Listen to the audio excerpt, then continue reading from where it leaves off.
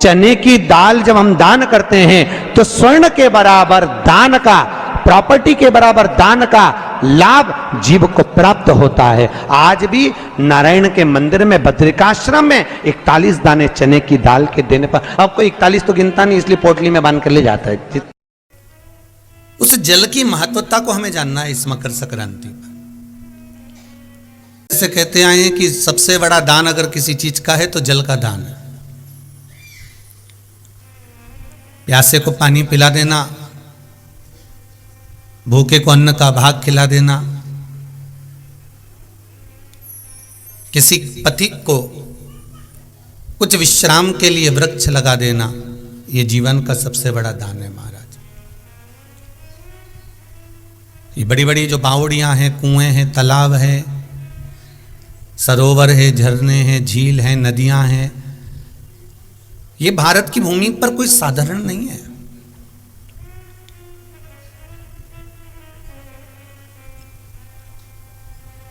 जहां जहां भगवान विराजमान है वहां वहां पर कुछ ना कुछ कुआं होगा, बावड़ी होगी, तालाब होगा, नदी होगी, सरोवर होगा, कुंड होगा, कुछ झीलें होंगी, कुछ नदियां होंगी। इन नदियों का, इन तालाब का, इन बावड़ियों का, इन कुंडों का बड़ा महत्व रहा है।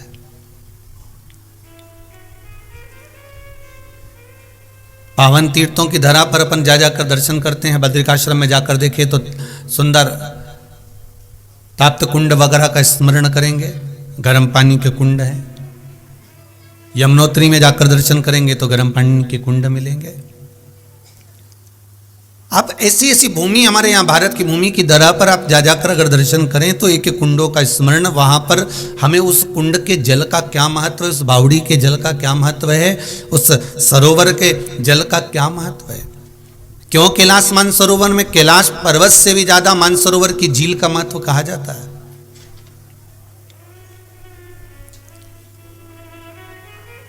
दर्शन करने वाला जीव,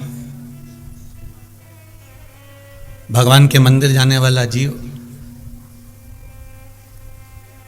जो परमात्मा के दरवाजे पर भगवान के मंदिर में जाते हैं, दर्शन करते हैं, तो मंदिर में दर्शन करते समय ब्राह्मण देवता भी उनकी हाथ की अंजलि में चरणों तक दे देता है।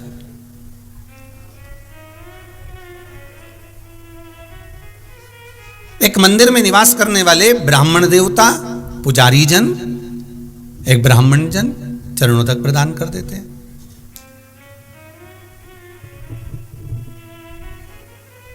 एक पुजारी जन चरणों तक दे देते हैं। महाराज जरा विचार करिएगा कि क्यों, और कहते भी हैं साथ में अकाल मृत्यु हरणम। आपकी अगर काल मंडरा रहा हो, रोग अगर सता रहा हो, बीमारियां अगर ग्रसित कर रही हो, तो आप मंदिर में जाकर जो चरणोदक लेते हो, जो चरणामृत लेते हो, मंदिर में जाकर जो चरणोदक ग्रहण करते हो, वो हमारी व्याधियों को, हमारे दुख को, हमारी अकाल मृत्यु का वो हरण कर लेता है। किसी भी मंदिर में गए आप, ब्राह्मण जन मिले, आपको तुलसी का दल दिया उन्होंने और आपको चरणोदक दिया। 1 रुपया भी अगर मंदिर में दान कर रहे हो, 1 रुपया भी अगर आप शिव महापुराण में दान कर रहे हो, 1 रुपया भी अगर कुबेरेश्वर महादेव को दान दे रहे हो, 1 रुपया भी आप अगर भगवान को दे रहे हो, तो इस व्यासपीठ ने पहले भी कहा, आज फिर कहते हैं, किसी से मांग कर मत देना, किसी से कर्जा लेकर मत देना। जब मेरा देव अधिदेव महादेव तुम्हारी झोली भर दे, तब दोनों हाथ में भर कर दे देना, मांग कर मत देना।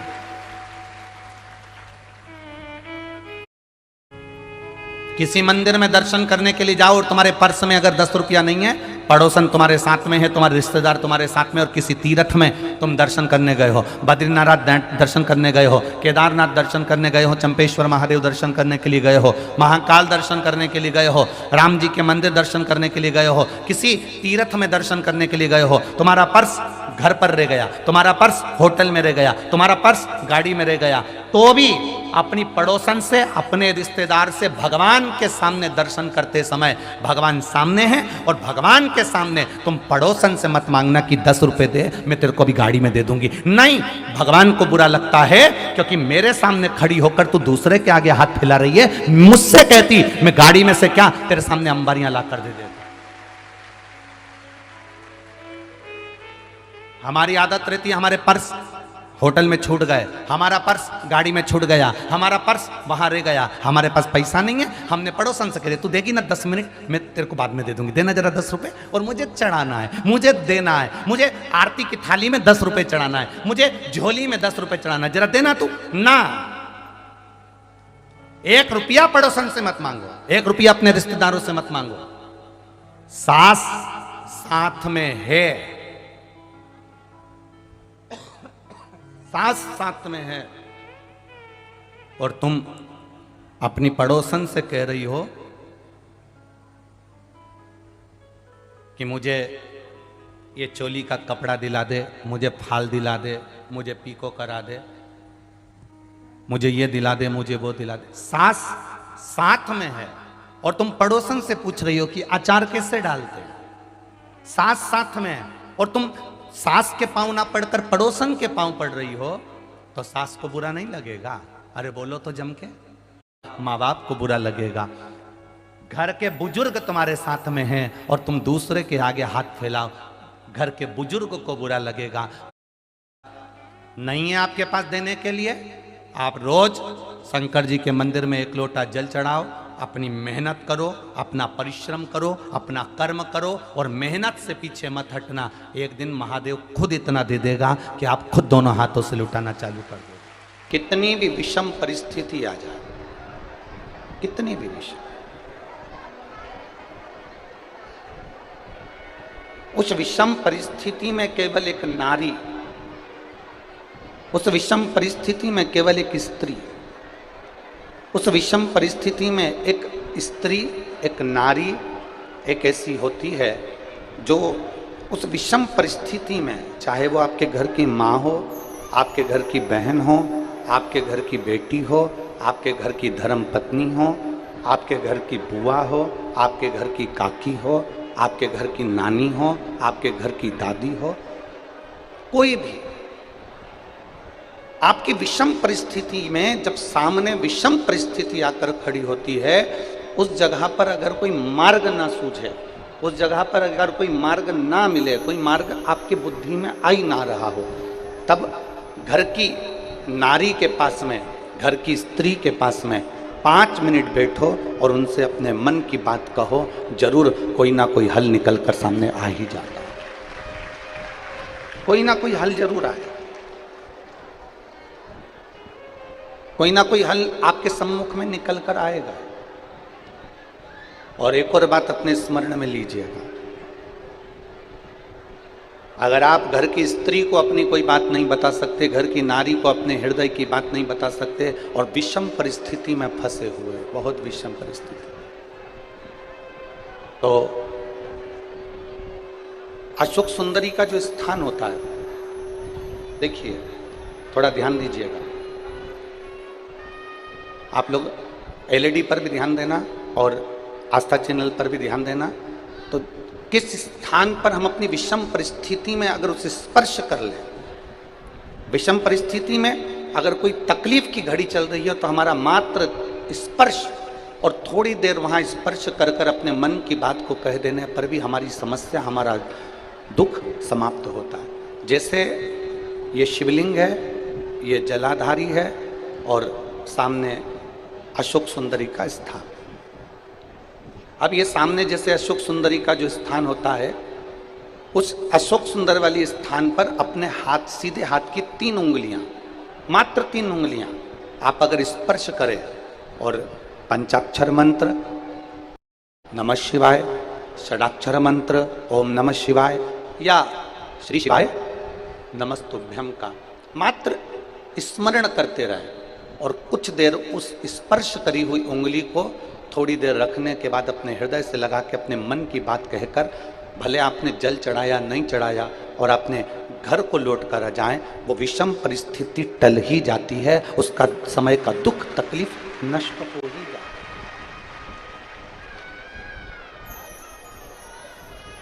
वो एक विषम परिस्थिति को टालने का स्थान है। कहते हैं कि जब हम अशोक सुंदरी वाले स्थान पर जब हम हाथ का स्पर्श करते हैं, अशोक सुंदरी वाले स्थान पर जब हम हाथ का स्पर्श करते हैं और स्पर्श कर कर जब हम अपने मन की बात कहते हैं, तो वो बात महादेव तक, माता पार्वती के माध्यम से, अशोक सुंदरी के माध्यम से पहुंच जाती है और भोलेनाथ हमारे मन की दशा को जानकर आशीर्वाद दे ही देते हैं। वो विषम परिस्थिति। और शंभु शरने पड़ी मांगू घड़ी रे दुख का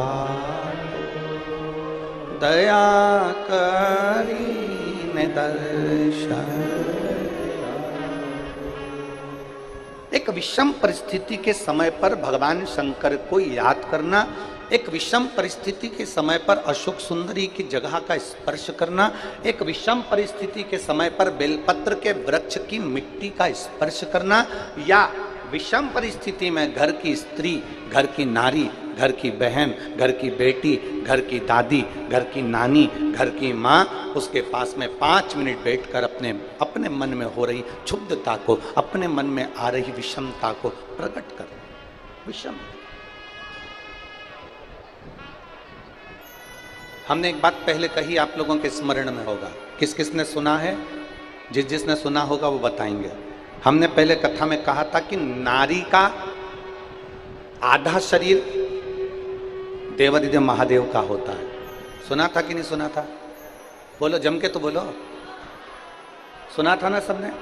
स्त्री का, नारी का आधा जो स्वरूप है, स्त्री का आधा जो भाग है, स्त्री का आधा जो स्वरूप है, वो पुरुष का अर्थात देवादिदेव महादेव का भाग है।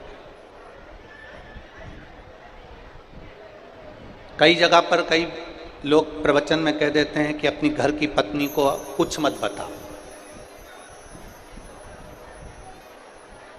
कई लोग कह देते हैं कि अपने घर की स्त्री को कुछ मत बताओ। कई लोग कह देते हैं अपने प्रवचन में, आपने भी प्रवचनों में सुना होगा कि घर की नारी को कुछ मत बताओ, घर की स्त्री को कुछ मत बताओ, कुछ मत बोलो, घर की स्त्री को घर आपके मन की दशा बताओ मत। कई लोग प्रवचन में ऐसा कहते हैं, पर शिव महापुराण कभी नहीं कहती। शिव महापुराण कहती है कि जब आपके मन की दशा में कुछ गड़बड़ी चल रही है, आपके हृदय को कहीं ठेस पहुंच रही है, आपकी चित्त वृत्ति को आराम नहीं मिल रहा, आपको बेचैनी हो रही है, आपके हृदय को शांति नहीं है, आपके हृदय को सुकून नहीं है, तो घर में जो स्त्री है, घर में जो नारी है, उसको बैठकर अपने मन की दशा जरूर बताओ, क्योंकि वो स्त्री नहीं, उसमें महादेव का आधा अंश विराजमान है। तुम्हारे हृदय की बात को वो जाने,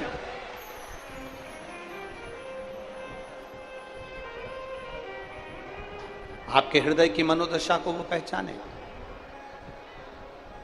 आपके हृदय की बात को वो जानने का प्रयास करे। होते तो बच्चे भी वैसे ही उत्पन्न होते चले जाते, क्योंकि जीवित से प्रेम नहीं करा, तुमने निर्जीव से प्रेम करा।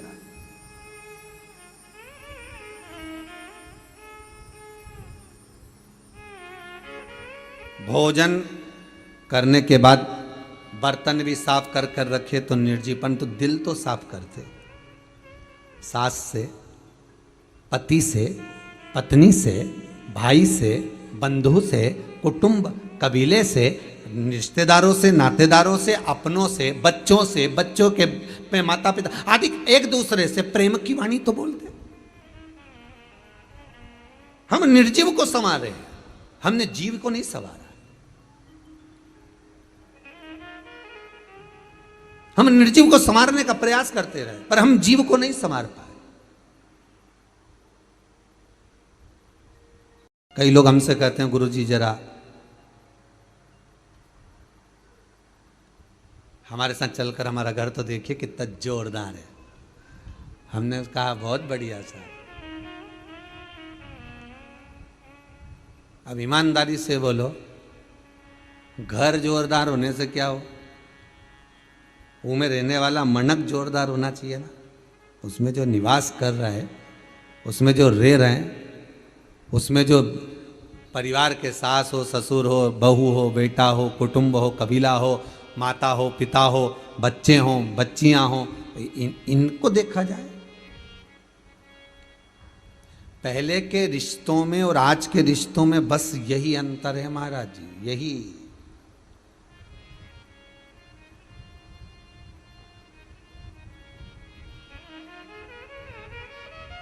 यही है।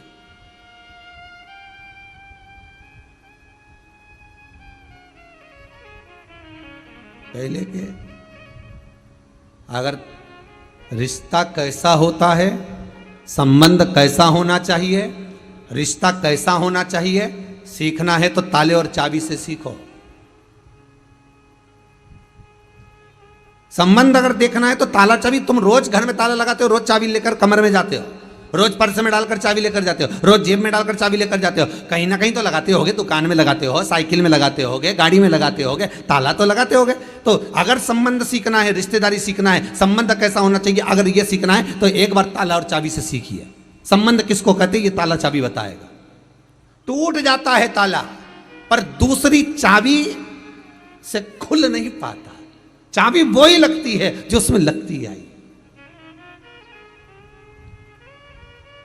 और अगर चाबी लगाना, चाबी घूम गई, दूसरी लगाना तो उसको बनवाना पड़ेगा, वैसी की वैसी। तुम दूसरी लगाते जाओ, खोलेगा नहीं।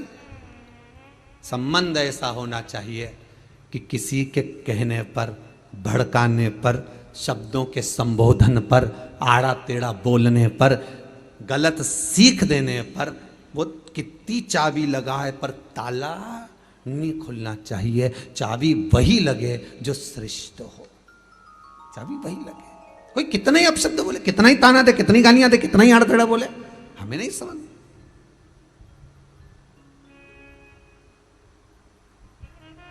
ये शिव महापुराण की कथा यही कह रही है कि जीते जी तो कभी गंगा नहाने गया नहीं, और मरने के बाद वह लोटा में भर लिया। तो पूछा, ये लोटे में भर के कहाँ जा रहे हो? तो कि गंगा जी ले जा रहे। अच्छा, गंगा जी? हाँ। तो क्या ये जिंदा थी जब गई थी क्या? कि नहीं, हमारी अम्मा तो कहीं नहीं गई। हो ठीक है। ये मरा, जो मर गया, ये कभी गंगा जी गया था क्या? नहीं, ये दादाजी भी नहीं गए, कभी पिताजी भी नहीं गए। तो फिर तो क्या उनकी अंतिम इच्छा थी? अच्छा, उनकी इच्छा ये थी कि भगवान ऐसी कृपा कर दे कि मेरी औलाद मुझे एक बार हरिद्वार नहवा के लिया, एक बार गंगा जी नहवा के लिया। और इनने क्या कहते हैं, उनकी अंतिम इच्छा थी कि गंगा जी जाना है। तो अंतिम इच्छा मतलब पूरी करो। एक बार जीते जी लेकर तो जाते।